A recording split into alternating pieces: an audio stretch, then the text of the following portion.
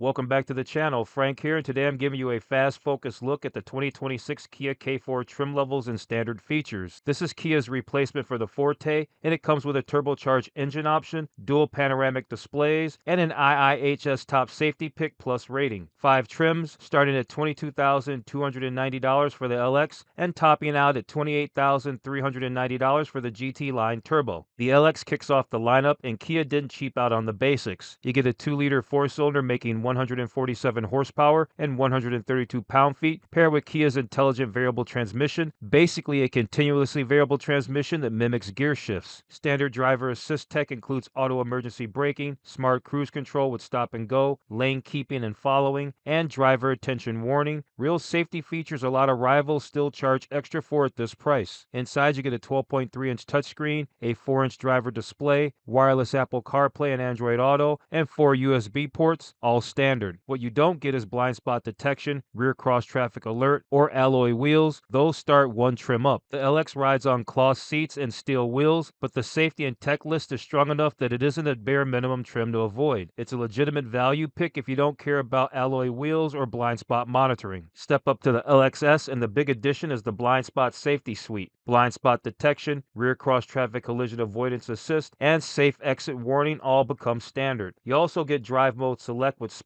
and normal, 16-inch alloy wheels in dark gray, 60/40 split folding rear seats, and a jump from a 4-speaker to a 6-speaker stereo. Same engine, same seat material, just a smarter safety net and more flexibility in the back seat. For $1,100 more than the LX, this is the trim I point most budget-minded shoppers toward. The EX is where the K4 starts feeling like a nicer car day to day. Cloth gives way to Syntex, Kia's faux leather, with available heated front seats, plus a real rear seat center armrest with cup holders. Wheels grow to 17 inches in black and machine finish. The grille upgrades to gloss black with chrome, and dual zone automatic climate control with a 5-inch display, plus a wireless phone charger, both become standard. Power windows also pick up one-touch function for the front passenger, not just for the driver. Nothing changes on the safety side from the LXS. This is purely a comfort and materials upgrade, and for about $2,200 over the LX, this is the trim most reviewers point to as the value sweet spot in the lineup. The GT line is where the lineup splits towards style. Same 2-liter engine and intelligent variable transmission as the EX, but Kia adds larger rear disc brakes and a multi-link rear suspension, plus 18-inch wheels,